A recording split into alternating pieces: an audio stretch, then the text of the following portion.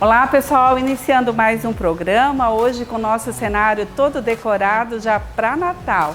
Isso mesmo, faltam 24 dias para a noite natalina.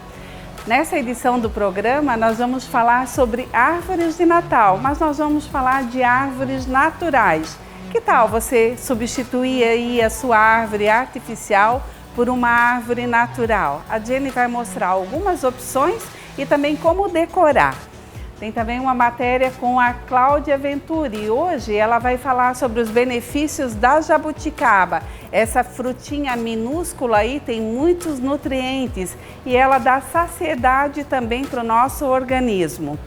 Dr. Gustavo Dente conversa com a gente sobre reabilitação neurológica, uma matéria muito interessante. De repente você vai poder aí ajudar as pessoas que estão à sua volta, pessoas que tiveram alguma deficiência ou pessoas que sofreram um AVC. A reabilitação neurológica ajuda e muito.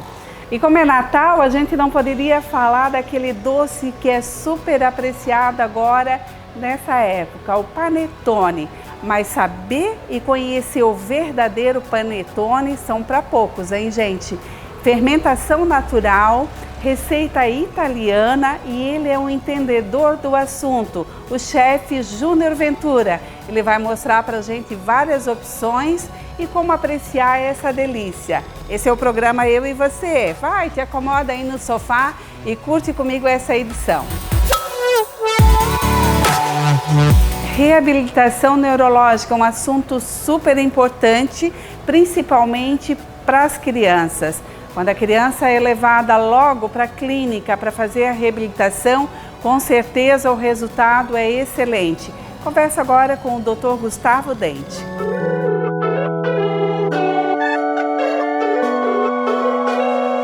Eu converso hoje com o Dr. Gustavo Dente, ele é fisioterapeuta aqui da Centro Físio. Com especialização, eu vou ler, tá, doutor? Okay. Com formação no conceito Bobat e no protocolo Pediasut. Explica para mim o que é o conceito Bobat. O conceito Bobat é uma... Bobat. Isso, é uma filosofia de trabalho focada na reabilitação neurológica. Então é uma maneira de enxergar o paciente e tratar os seus problemas conforme eles vão surgindo. Não existe um exercício padrão, nem uma técnica específica. Mas é uma maneira de entender como o cérebro do paciente responde após uma lesão e que caminho, que exercícios, que atividades que devem ser feitas para melhorar a sua função, a sua postura, os seus movimentos e a sua atividade no cotidiano. E a família ela participa junto, ela faz parte, ela aprende como lidar com esse paciente em casa, como utilizar equipamentos, como otimizar ao máximo a terapia. Eles fazem parte do processo também. E o Pediasut? O Pediasut é um protocolo norte-americano de terapia intensiva, onde o paciente ele pode ser tratado até de 2 a 4 horas por dia, durante 4 semanas. Então é feito um tratamento bem focado, bem intensivo, com muito estímulo, de modo a proporcionar um resultado em curto espaço de tempo. E essa criança, porque a maioria dos pacientes aqui do doutor são crianças, né? A maioria são crianças e fazem essa terapia, mas ela também pode ser feita com adultos também dali. Tendo uma lesão neurológica, que é o critério de entrada para a terapia, já pode se beneficiar desse recurso, dessa terapia. Então o importante é que a família ajude em casa também, né, doutor? Exato. Porque o tempo aqui com o fisioterapeuta é curto, né? Exatamente. Durante um dia, 24 horas, conosco fica 2, 4 horas e as outras 20 horas a criança fica em casa com a família. Então é pouco efetivo a criança fazer a melhor fisioterapia, o melhor tratamento, se em casa ela fica numa cadeira ruim, ou fica mal posicionada, ou fica numa cama desconfortável, se a família não ajuda ela a comer adequadamente, não faz as tarefas do dia a dia como precisa ser feito. Então tudo é interligado. Nós somos como se fôssemos um guia dessa reabilitação. A gente está falando aqui de crianças, né? Mas muitos adultos também vêm aqui para fazer a fisioterapia. Como é que procede no caso de um adulto, doutor? Ótima pergunta. Os adultos, eles são mais acometidos de outros tipos de lesão. Por exemplo, um AVC, né? Que é o acidente vascular cerebral, ou mesmo o TCE, que é o traumatismo craniano, é o que nós mais observamos no dia a dia. Então, assim que o paciente vai de alta, que ele está estável, ele já pode começar essa terapia, até mesmo de modo intensivo, porque nos primeiros meses é o período que mais existe potencial para que esse paciente se reabilite com o menor número de sequelas possíveis. Então ele pode vir aqui para a clínica, marca uma avaliação conosco, a gente estuda o caso desse paciente, verifica tudo o que ele precisa, que temos para oferecer e é feito um protocolo de tratamento para ele, de modo que ele tenha a sua reabilitação da forma mais completa possível. A gente acompanha aqui alguns casos, né, doutor, que a pessoa chega bem debilitada e depois de alguns meses, né, com esse seu carinho todo aí, a gente já vê uma melhora bem significativa. Exato. No caso de uma criança, né, um recém-nascido que nasce com algum problema, ele vem para a clínica, mais ou menos quanto tempo de tratamento? É pela vida, durante toda a vida? Na maioria dos casos, sim. A fisioterapia ela passa a fazer parte da vida dessa família, da vida dessa criança. Existem crianças que chegam para nós com 40 dias, 46 dias de vida, logo depois da alta hospitalar, quando já se tem o diagnóstico e já começa a estimulação.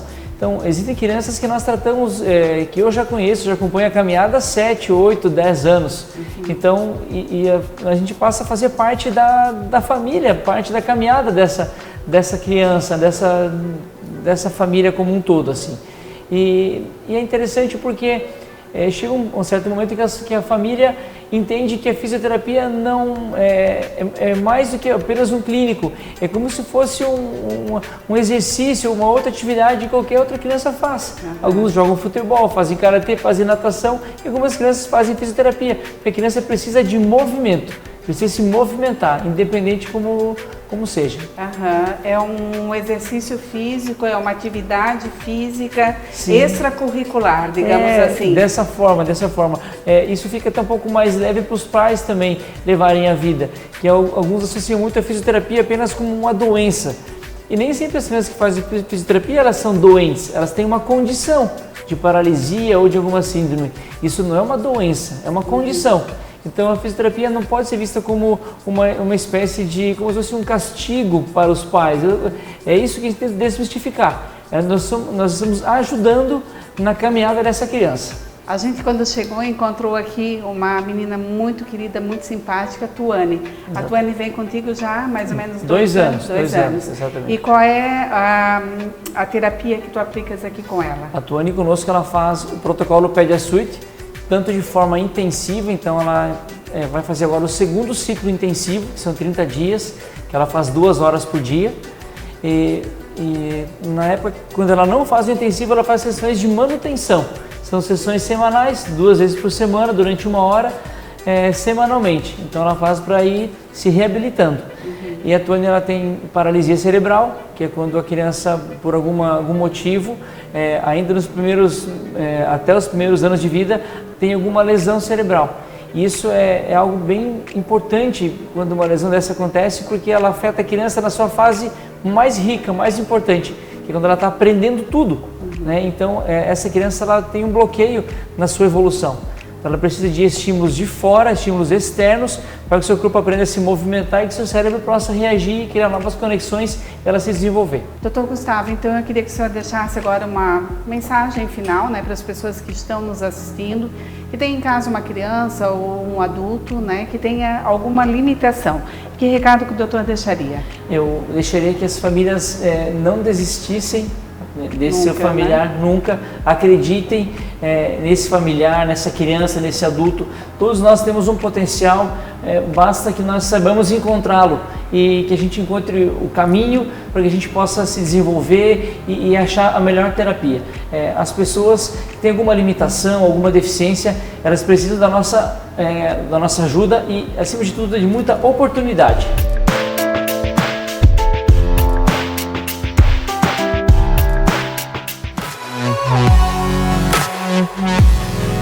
Uma frutinha tão pequenininha e com muitos nutrientes e muitos benefícios aí para a nossa saúde. Cláudia Venturi fala agora pra gente sobre a jabuticaba.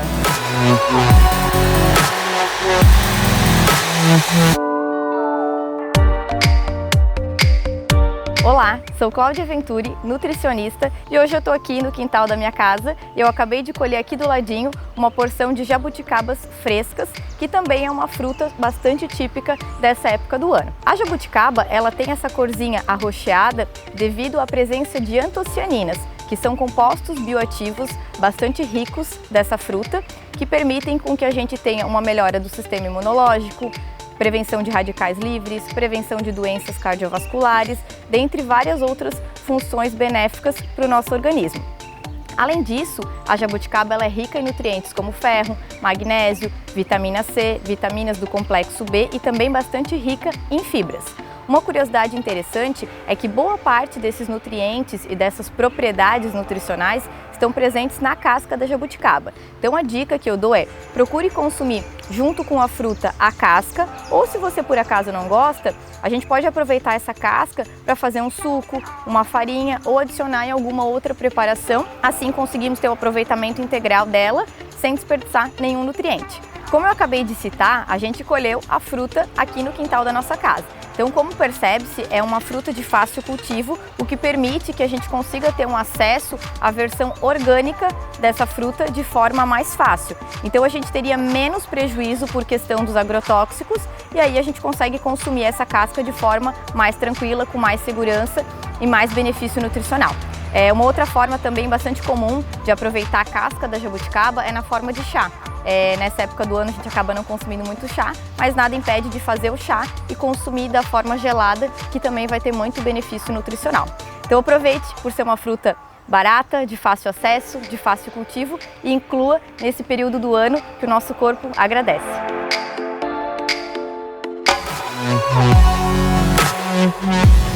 Que tal uma árvore natural, assim como essa aqui do nosso cenário, para decorar aí a sua casa? Olha só quantas opções bacanas que a Jennifer vai passar para a gente.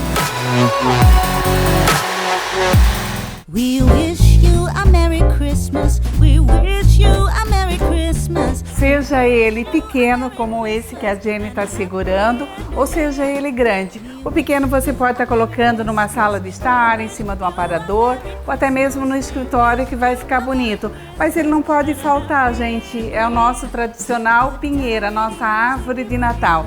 E a nossa sugestão para esse ano são as árvores naturais. Eu acho tão lindo quando a gente vê aqueles filmes nos Estados Unidos, onde as pessoas vão em busca de uma árvore de Natal natural, levam para casa e a família toda monta essa árvore. É isso que nós vamos falar hoje, né, Jenny? Exatamente. Dos pinheiros naturais. E a Jenny falou que eles têm uma historinha aqui bem bacana. Esse que está atrás de mim, qual é o nome que ele leva? Nós aqui conhecemos como Tannenbaum, né? Então ele vem de uma história lá do século XX, onde as pessoas usavam ele para decorar nas suas casas na noite de Natal, né? Mas não necessariamente tinha a ver com o Natal ou com alguma questão religiosa. Ele era celebrado como uma questão de vida, por ele ser um dos únicos pinheiros que se mantinha verde o ano inteiro, mesmo perante a neve ou o clima, né, muito frio. Ele era uma das únicas plantas que conseguia se manter verde o ano todo. Por isso eles usavam ele para celebrar a vida e consequentemente acabou sendo usado no Natal, então, como uma árvore decorativa para celebrar a vida, o nascimento de Jesus, né? Esse outro atrás da Jennifer aqui é um pinheiro.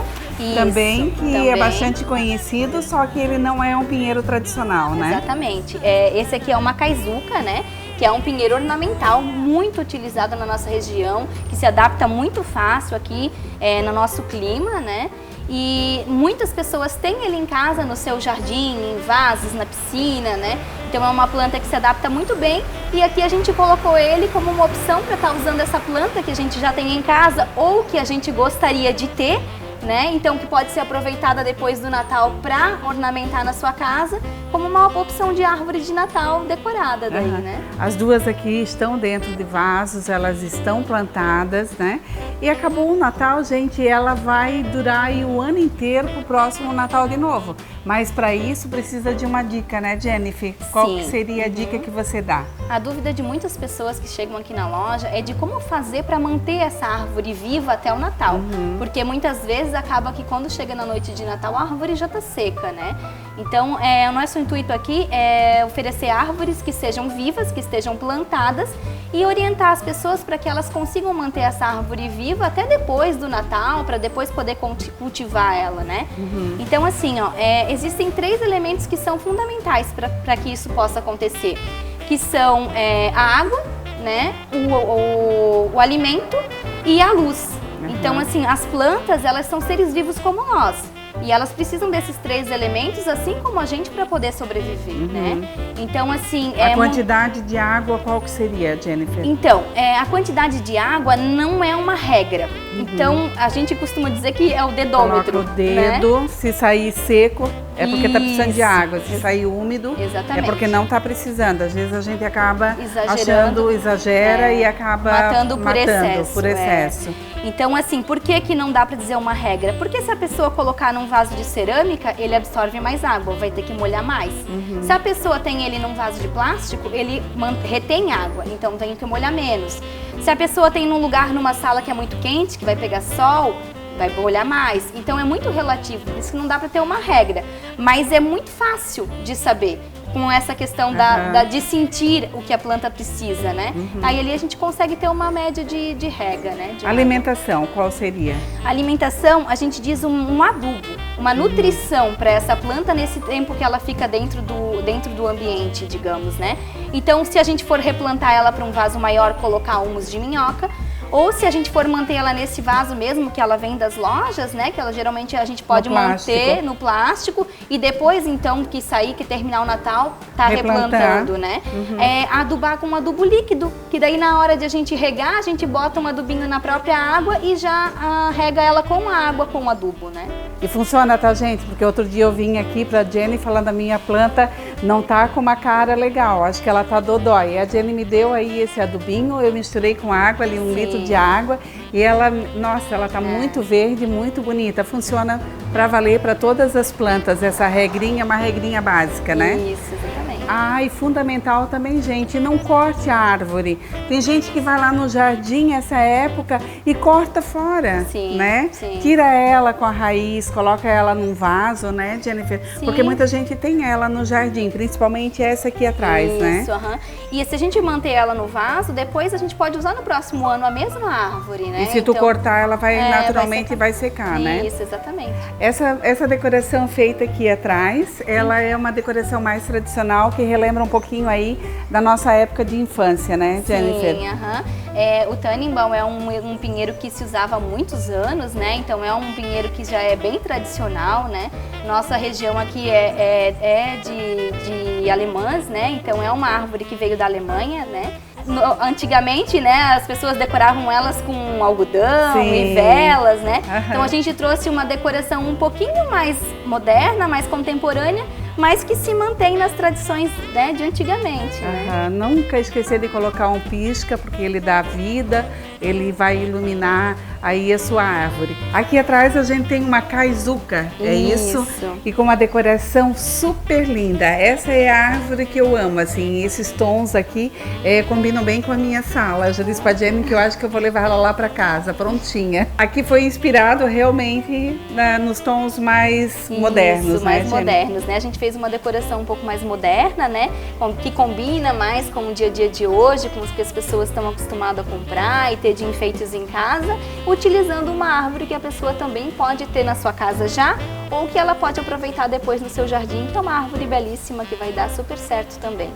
Gente, fica a dica então para vocês, decorem uma árvore de Natal, seja ela pequena, grande, seja lá ela qual espécie for, mas tem que ter uma árvore de Natal e de preferência uma árvore natural, uma árvore que você vai poder cultivar e vai poder cuidar dela com tanto carinho durante o ano. Eu acho que não tem coisa melhor envolver as crianças, pedir para as crianças, né, ajudarem a regar para manter a árvore linda para o próximo Natal. Christmas and a happy New Year. receita italiana, fermentação natural, e na última semana aí as preparações variam muito. E tem uma preparação que eu gosto muito, que é com laranja e nozes. E é preparado pelo chefe Júnior Ventura, lá da Portos. Olha só que bacana.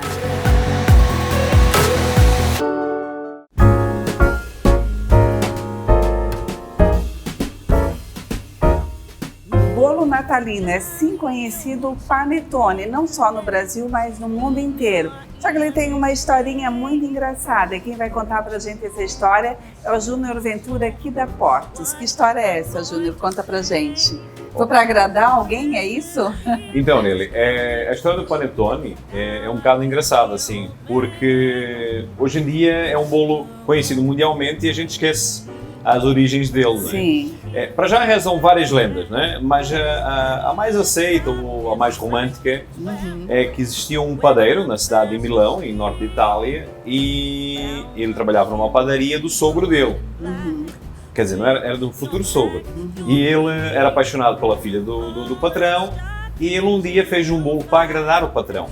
Então ele agarrou num bolo doce que eles já tinham tradicionalmente e acrescentou frutas, uvas, essências, especiarias e levou para o patrão provar. E o patrão, obviamente, provou e aprovou o bolo. E reza a lenda que no final, né, ele conseguiu namorar e casar-se com a filha do dono da padaria e viveram felizes para sempre. E nós também, né? Porque daí surgiu aqui esse maravilhoso panetone. Mas ainda você esqueceu de contar uma coisa, que o nome do padeiro era Tony. Exato, o padeiro chamava-se Tony, por isso pane de Tony, né? O pão de bem Tony. Lembrado. Só lembrado. Que o panetone aqui da Portos, ele também tem um diferencial, né? Ele é totalmente, os ingredientes são totalmente diferenciados, diferente do panetone que a gente encontra no supermercado, né, Júnior? Qual é o diferencial da Portos? Com certeza, Nelly. O que acontece? O panetone, para já o nosso panetone a gente faz com fermentação natural. Então, desde o momento em que nós começamos a fazer a massa, até este panetone chegar ao cliente, leva exatamente 72 horas. Tudo isso? Tudo isso, porque a pré-massa que nós chamamos de esponja, ela precisa ficar a descansar 24 horas. Depois tem mais o processo da massa, que fica a descansar mais umas 8 a 12 horas. Depois tem o cozimento, o arrefecimento deste panetone, para depois ir para a secção de embalagem e encaixotamento. Então, em termos práticos, 72 horas. O que diferencia, né, o panetone da Portos? O nosso panetone ele é rico porque ele leva manteiga mesmo, não leva margarina, leva gemas de ovos, não leva ovos inteiros, só gemas. Nós trabalhamos com um panetone, todo o nosso panetone, chocotone, ele vai ter sempre uma redução de açúcar para não torná-lo excessivamente doce. Doce, que é o que todo mundo reclama. Sim, muita gente queixa. Por ter muito açúcar, né? Porque depois a gente tem que lembrar que o que a gente vai pôr? A gente ainda vai pôr as frutas cristalizadas. Já são doces. São doces, as uvas passas, não é? Então vai tornar excessivamente doce. Então nós reduzimos a quantidade de açúcar que vai no panetone. Outra coisa, característica de um bom panetone é a umidade dele. O panetone tem que ser úmido por dentro. E o nosso panetone, para além dele ser úmido por dentro, nós deixamos as uvas passas de molho no rum, que é para elas absorverem este rum e ficarem não tão secas dentro do próprio panetone. Por isso que tem esse saborzinho diferente aí, o também, de frutas. Exatamente. Então nós temos uma fermentação natural, nós temos ingredientes de qualidade, desde manteiga, uma boa manteiga, boas gemas, nós temos bons frutos picados, que são as frutas cristalizadas, nós temos boas uvas passas e no chocotone, então nós temos o melhor do chocolate. Que é o belga. Hoje, quando a gente fala em chocolate para confeitaria, os dois melhores chocolates do mundo são os suíços e os belgas. O suíço geralmente usa-se mais para consumo, né, doméstico. O belga é em mais larga escala para confeitaria. Então hoje nós trabalhamos com o que há de melhor no Brasil, que é o chocolate Calebu, né? Nós trabalhamos com a versão 54%, portanto é uma versão meio amargo, de maneira a não deixar também o chocotone, nesse caso, demasiadamente doce, né? Ele vem nessas pequenas pastilhas ou gotas. E para tu teres uma noção nele, ele leva aproximadamente 30% de chocolate em cada panetone. É bastante. É muito chocolate em cada unidade. Então, depois a gente vai cortar tu vai ver que ele é bem espalhado por dentro. Ele derrete? Ele fica derretidinho? Não fica aquelas pastilhas não fica. durinhas dentro? Ele derrete. O que está na crosta, na côdea do panetone, alguns derretem, outros não, mas a maioria deles mantém-se. Agora, o que está interno, por causa da evaporação que sofre no forno, ele vai derreter e vai criar caminhos, né, dentro do panetone, caminhos de chocolate. Que delícia. Muito bom mesmo. Eu falo sempre que quando eu vou visitar alguém de fora, né, que não seja aqui de Blumenau, da nossa região, eu acabo levando um panetone aqui para a pessoa provar, porque realmente é diferente, gente. Então ele é um lindo presente, né? Não só para um amigo querido, mas de repente até para uma empresa que queira presentear aí os seus funcionários, dá para também fazer uma encomenda, né, Júnior? Perfeitamente, Nelly. Tanto as pessoas que queiram ir passar o Natal com os seus familiares, podem estar fazendo as encomendas, como empresas, não é? Ano passado nós já atendemos um grande número de empresas e este ano também nós já temos encomendas para grandes empresas. Então é assim, nós temos um preço diferenciado, não é? Quando é em larga escala, nós temos um preço diferenciado. Só convém não deixar para muito em cima da hora, porque nós já estamos com a agenda bem cheia e obviamente nós temos que colocar isto em linha de produção, mas sim, ainda estamos abertos a empresas, queira só panetone, chocotone, a quantidade mínima, não é? Para esses preços, pelo menos de 20 unidades para cima a gente já consegue um preço especial, não é? E é um ótimo presente, para além de nós termos aqui a própria embalagem. Já é um presente, né? Nós pensamos com muito carinho nesta embalagem. E como um bom português, ele adora conversar, mas eu tô aqui babando, tá? Porque eu quero provar e quem tá em casa também com certeza vai querer ver como é que é esse panetone por dentro. Vamos Chega cortar. De conversa, né, Nelly? Chega de conversa. Vamos ver. Vamos experimentar. Deixa-me só afastar isso um bocadinho para o lado. Então o que é que a gente vai fazer? A gente vai aqui abrir.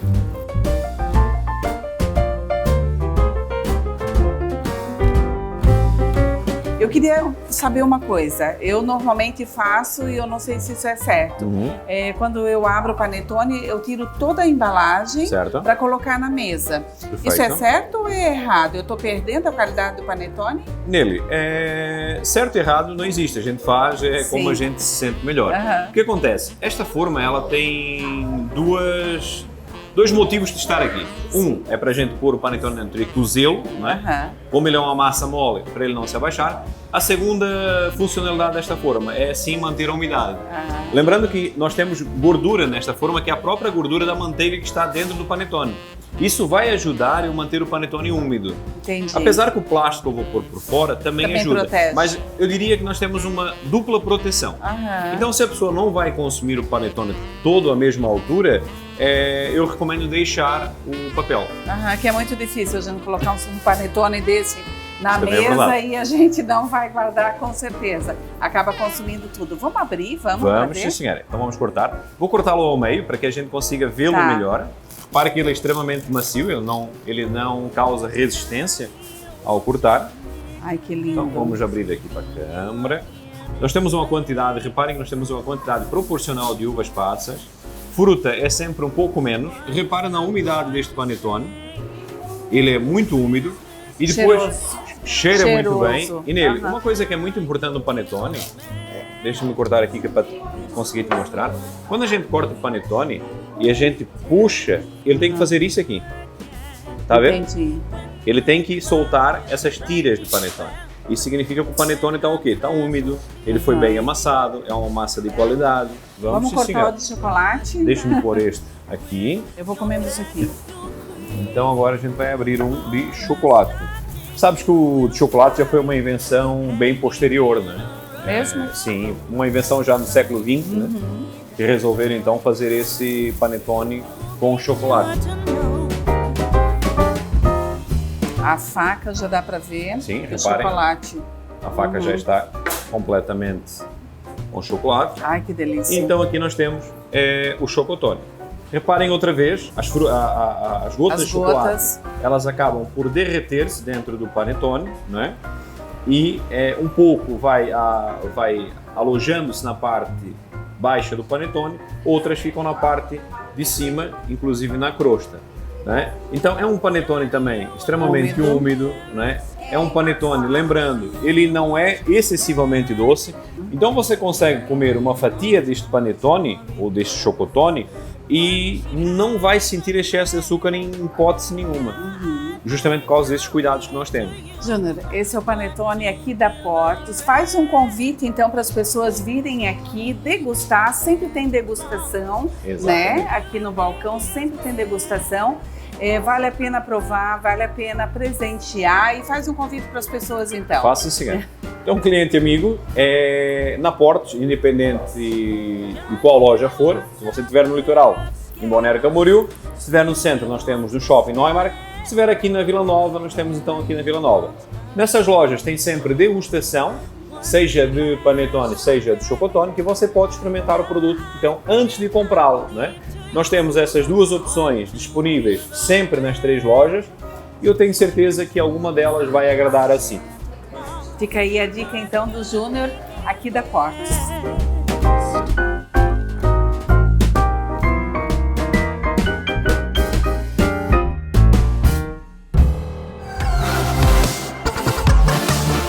Se você gosta de panetone, dá uma passadinha lá na Portos e conheça de perto essa variedade de panetones. Ele vem numa caixa muito linda, ideal também aí para presentear agora no Natal. Eu encerro assim a edição desse programa, mas semana que vem eu volto com muito mais atrações feitas especialmente para vocês. Um beijo e até lá. Tchau, tchau.